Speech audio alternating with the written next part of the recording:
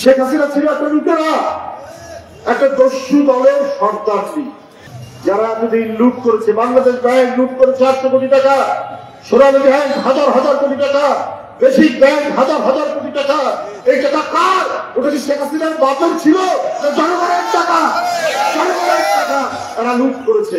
কিসের আদালত, কিসের আইন, কিসের বিচার? শেখ হাসিনা যে যা বলতো তাই। শেখ হাসিনা হচ্ছে সুপ্রিম কোর্টের উপরে।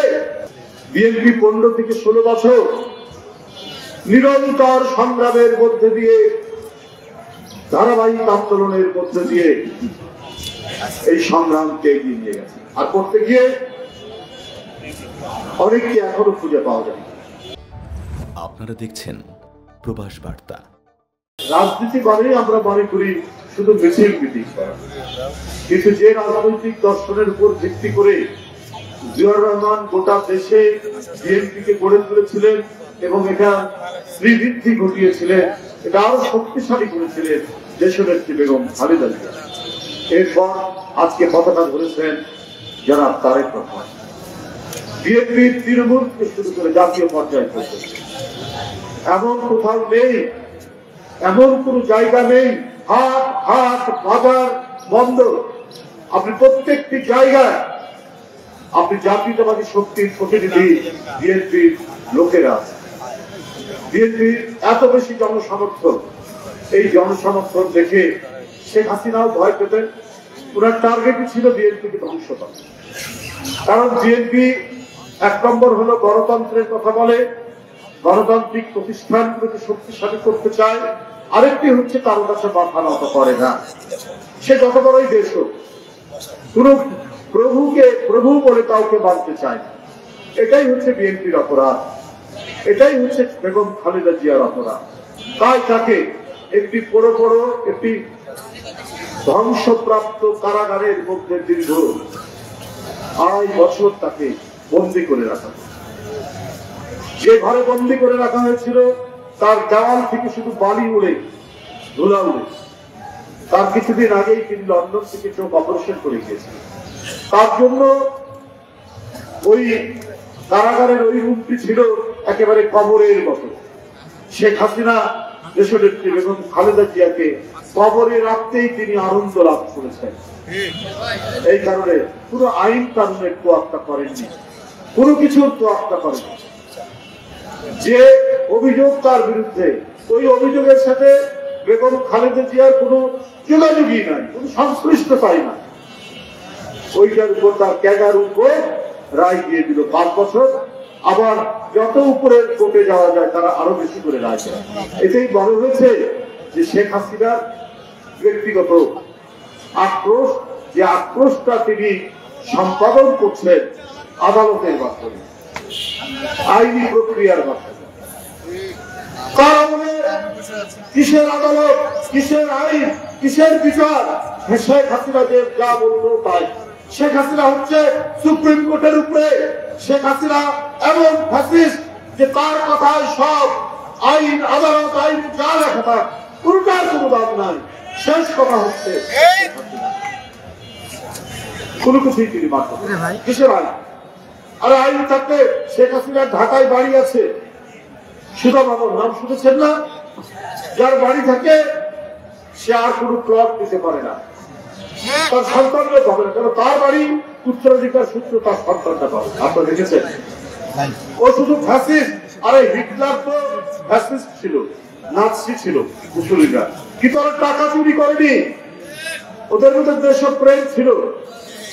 ওরা জার্মান জাতিকে বা ইটালিকে পৃথিবীর মধ্যে শ্রেষ্ঠ জাতি হিসেবে তৈরি করার জন্য তারা ঘোষণা দিয়েছে, অন্যায় ভাবে, অযৌক্তিক ভাবে, এবং বিরোধী দলকে ধ্বংস করে। ও শুধু হিটলারের কাছ থেকে অত্যাচার নিপীড়ন শিখেছে। ও শুধু হিটলারের কাছ থেকে কি করে বিরোধী দলকে গ্যাস চেম্বারের মধ্যে রাখা যায় সেইটা শিখেছে। কিন্তু তাদের মধ্যে যে দেশপ্রেম আছে, যে তারা টাকা পাচার করেনি, টাকা লুট করেনি, তারা প্লট দেয়নি, এগুলো কিন্তু শেখ হাসিনা শেখেনি। শেখ হাসিনা ছিল একটা লুটেরা, একটা দস্যু দলের সর্দারজি।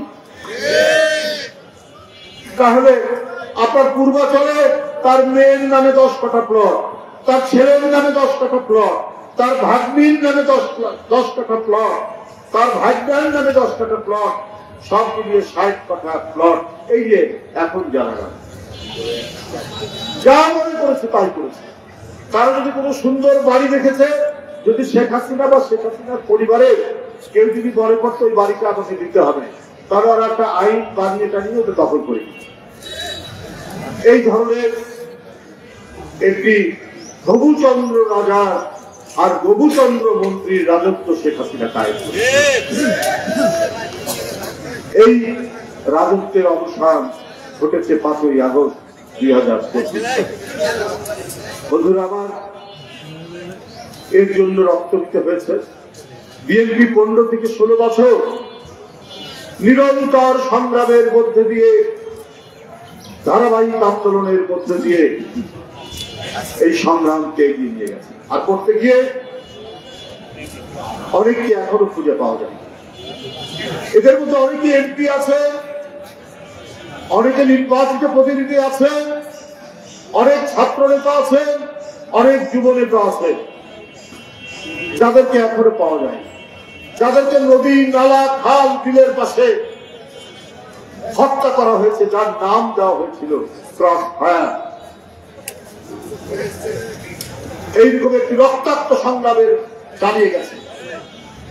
এরপরে 24শে জুলাই আগস্টে ছাত্ররা নেমে আসলো, তরুণ ছাত্ররা, কিশোর ছাত্ররা, 5 বছরের শিশু আবরার নেমে আসলো। রংপুর বেগম রোকেয়া বিশ্ববিদ্যালয়ের আবু সাইদ নিজের শার্টের বোতাম খুলে পুলিশের বুলেট বরণ করে নিয়ে শহীদ হয়ে গেলেন। শেখ হাসিনা বললেন সে অন্যের বুলেটে মারা গেছে। উনি রক্ত নিয়ে প্রতারণা করেছেন, উনি শহীদদের সাথে অপমানমূলক আচরণ করছে, উনি শহীদদের সাথে বেইমানি করেছেন। এই কারণে মুগ্ধের মতো একটি ছেলে, আরাপের মতো একটি ছেলে আজকে আমাদের মাঝে নেই। ছাত্র ছাত্রীদের হত্যা করে রক্তাক্ত হাত দিয়ে তিনি বাংলাদেশ থেকে পালিয়ে চলে গেছেন। আমার কাছে অবাক লাগে, বাংলাদেশ যেন, বাংলাদেশে যে ভয়ঙ্কর স্বৈরাচার যারা এতদিন লুট করেছে, বাংলাদেশ ব্যাংক লুট করেছে 800 কোটি টাকা, সোনালী ব্যাংক হাজার হাজার কোটি টাকা, বেসিক ব্যাংক হাজার হাজার কোটি টাকা। এই টাকা কার?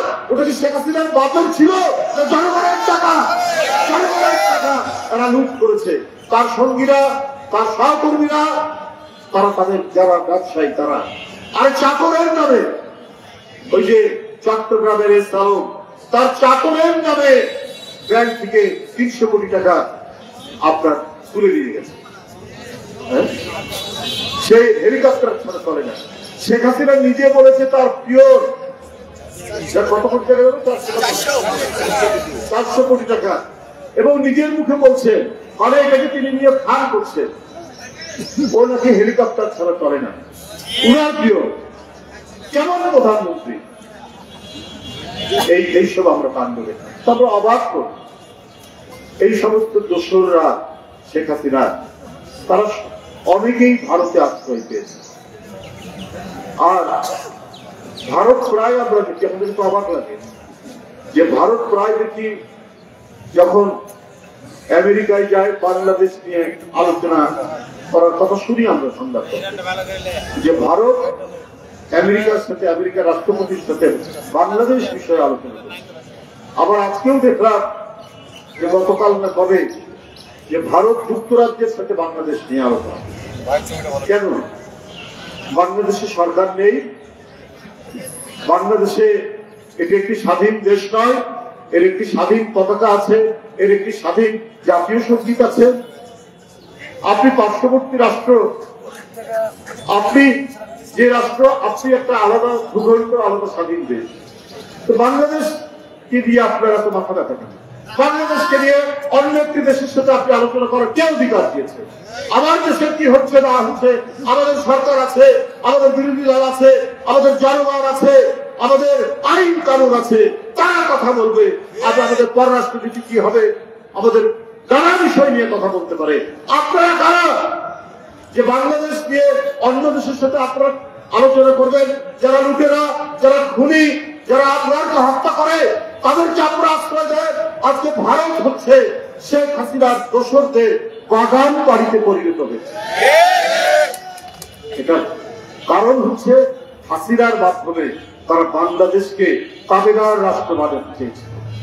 ভারত যা মনে করত হাসিনার মাধ্যমে সেটা করত, আর হাসিনা তার ক্ষমতা টিকিয়ে রাখার জন্য ভারত যা চাইতো তাই দিত। একবার বলেছে না, আমি ভারতকে যা দিয়েছি তারা চিরদিন করে রাখবে। দিয়েছেন, এখন আমরা প্রতিদিন সেটা দেখতে পাই। কি কি দিয়েছেন? সীমান্তে হত্যা হয়, লালমনিরহাটের সীমান্ত, চাঁপাই নবাবগঞ্জের সীমান্ত, ঠাকুরগাঁর সীমান্ত, সিলেটের সীমান্ত, মারা যাচ্ছে একের পর এক মানুষ, একদিন দুই দিন পর। আপনার এখন তো প্রতিবাদ, এখন তো পররাষ্ট্র মন্ত্রণালয় ঠিক করা বক্তব্য চায় ভারতের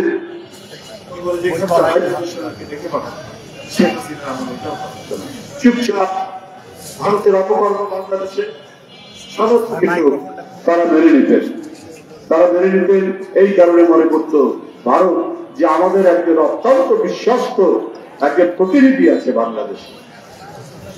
আর পানির কথা বাদ দিলাম, ব্যবসা বাণিজ্যের কথা বাদ দিলাম, শুধু সীমান্ত হত্যা, পৃথিবীর মধ্যে সবচাইতে রক্তাক্ত সীমান্ত, সবচাইতে ভয়ঙ্কর সীমান্ত, অসংখ্য ফেলানির লাশ ঝুলে থাকা সীমান্ত তৈরি হয়েছে ভারত বাংলাদেশের সীমান্ত।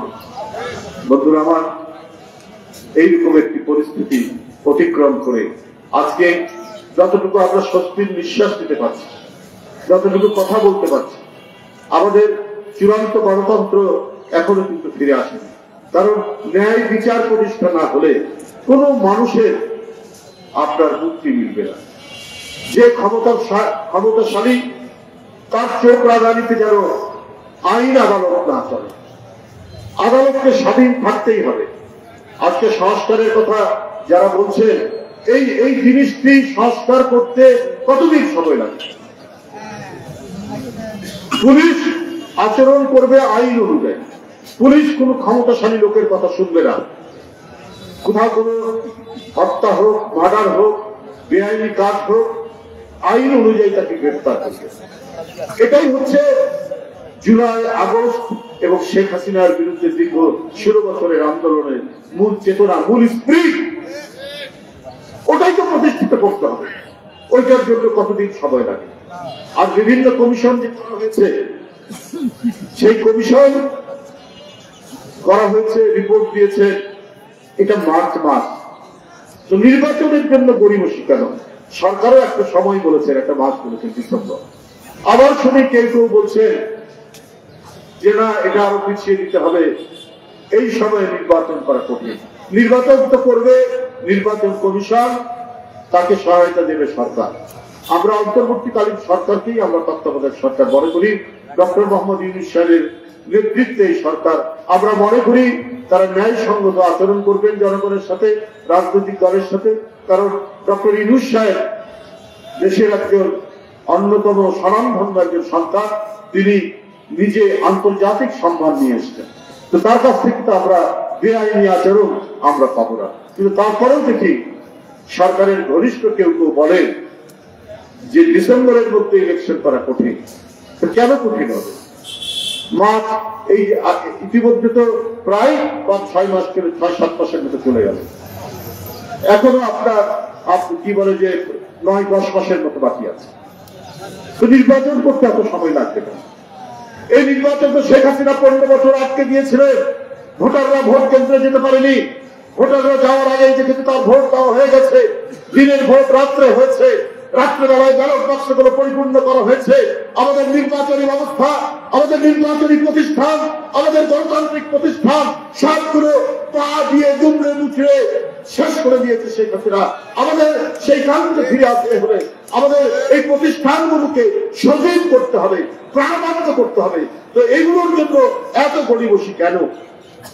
কেন এটা কঠিন হবে? নির্বাচন কমিশন যদি সঠিকভাবে কাজ করে তাহলে ডিসেম্বরের মধ্যে, ডিসেম্বর কারণ আপনার জুনের মধ্যে নির্বাচন করা সম্ভব, জুলাইয়ের মধ্যে নির্বাচন করা সম্ভব। কারণ এদেশের জনগণ আজকে 1.5 যুগ ধরে নির্বাচন ভোট দিতে পারে না। আর এইটা নিয়ে গরিমসি করা হলে জনগণের মধ্যে সন্দেহ জাগবে এই অন্তর্বর্তীকালীন সরকারের কাছে প্রতি যে কেন এই গরিমসি করা। আজকে কেউ কেউ বলছে যে জাতীয় সংসদ নির্বাচন আরেকটা হচ্ছে গণপরিষদ নির্বাচন একসাথে হতে পারে। ভাই এগুলো তো আমরা বুঝতে পারছি, আমরা তো এখানে আইনের ছাত্র আইনজীবীরা আছেন নাম করেন। গণপরিষদ হয় একটা দেশ যখন স্বাধীন হয়, যেখানে কোনো সংবিধান থাকে না, কোন ধরনের আইন কানুনের বিষয় থাকে না, তখন গণপরিষদ হয়। তো সেই গণপরিষদ করতে হয় এই কারণে যে তার মাধ্যমে একটা কনস্টিটিউশন রচনা করার জন্য করতে হয়। তো আমাদের তো একটা সংবিধান আছে, সংবিধানের মধ্যে শেখ হাসিনা অনেক ধরনের ফ্যাসিবাদী আইন কানুন দিতেছে, কিন্তু এটা তো সংশোধনের তো আপনার বিধান আছে। এই আমাদের সংবিধান 72 এটা তো অনেকবার সংশোধিত হয়েছে। তো গণপরিষদের কথা আসতে পারে। গণপরিষদ হয়েছে 71 সালের বিজয়ের পর, আবার 1947 সালে ব্রিটিশের কাছ থেকে যখন পাকিস্তান হয়েছে। এখন আবার গণপরিষদ কেন? এই কথাগুলো জনগণের মধ্যে একটা ধোঁয়াশা তৈরি করছে, একটা বিভ্রান্তি তৈরি করছে। শেখ হাসিনা যে অগণতান্ত্রিক এবং ফ্যাসিবাদী ধারা সংবিধানের মধ্যে সন্নিবেশিত করেছেন, সেটিকে মুছে দিয়ে এটিকে আরো বেশি গণতন্ত্রায়ন, আরো বেশি জনগণের কাছে অ্যাকাউন্টেবল সরকার করার জন্য যা যা করা দরকার সেই আইনগুলা করলেই তো হবে। পুলিশ যাতে কোনো দলের পক্ষপাতিত্ব করতে না পারে, আইন শৃঙ্খলা বাহিনী যাতে সরকারের বাহিনী হয়ে জনগণের উপর অত্যাচার না করতে পারে, সেই সংস্কারগুলো করতে কতক্ষণ সময় লাগে, সেই আইনগুলো করুন। আর এই আইনগুলো আইনীকরণ করতে হলে তো নির্বাচিত সরকার দরকার। নির্বাচিত সরকার না হলে আপনার কি করে এটা সম্ভব? এটা তো সম্ভব নয়। এই জন্য আগে জাতীয় সংসদ নির্বাচন দরকার, তারপরে না স্থানীয় সরকার নির্বাচন। কারণ বাপেরই জন্ম হলো না, তো সন্তান জন্ম হবে কি করে? বাপি না সন্তান জন্ম দিবে। আগে জনগণের সরকার, জনগণের ক্ষমতা জনগণের কাছে ফিরিয়ে দিতে হলে জাতীয় সংসদ নির্বাচন আগে দিতে হবে, এবং তা আমরা বারবার বলেছি যৌক্তিক সময় এটা যেন প্রলম্বিত না হয়, এর মধ্যেই করতে হবে। আর সংস্কার তো চলমান ধারা, সেই চলমান ধারা সেটা অব্যাহত থাকবে। জনগণের পক্ষে, জনগণের কল্যাণে, গণতন্ত্রের জন্য যা কিছু করা দরকার সেইটা করতে হবে, যাতে করে আবার কোনোদিন কোনো ফ্যাসিবাদ মাথা চাড়া দিতে না পারে। যাই হোক, আজকে বাংলাদেশ আমরা বিএনপি পরিবার তারা ইতিমধ্যে যে কাজগুলো করেছে সেই কাজের ধারা নিয়ে এখানে যারা গুলিবিদ্ধ হয়েছে, বৃহত্তর রাজশাহী জেলা চাঁপাইনবাবগঞ্জের একজন নিহত হয়েছে তার পরিবার, এবং এই সমস্ত যারা নিহত আহত পঙ্গুত্ব বরণ করেছেন, যাদের হাত নেই, হাত নেই, যাদের পা নেই, যাদের পঙ্গুত্ব বরণ করেছেন, যাদের দৃষ্টিশক্তি নেই, কারণ পুলিশের ছোড়া শটগানের গুলিতে অনেকে দৃষ্টি হারিয়েছেন, অনেকে অন্ধ হয়ে গেছে। এদের পাশে দাঁড়ানোর জন্য এক মহৎ উদ্যোগ নিয়ে আমরা বিএনপি পরিবার দলের ভারপ্রাপ্ত চেয়ারম্যান আতিকুর রহমান রুম্মন এবং পিসিবির পিথুরের নেতৃত্বে যে সংগঠন গড়ে তুলেছেন, আমরা এই সংগঠনটি নিয়ে দেশনেত্রী বেগম খালেদা জিয়া এবং জনাব তারেক রহমানের শুভেচ্ছা নিয়ে আমরা তাদের পাশে দাঁড়ানোর চেষ্টা করছি।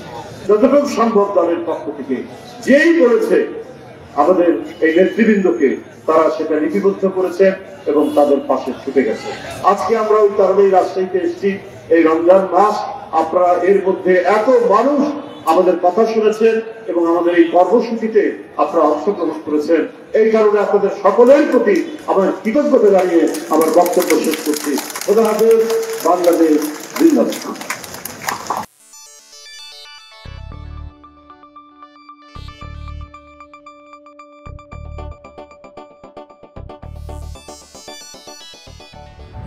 আপনারা দেখছেন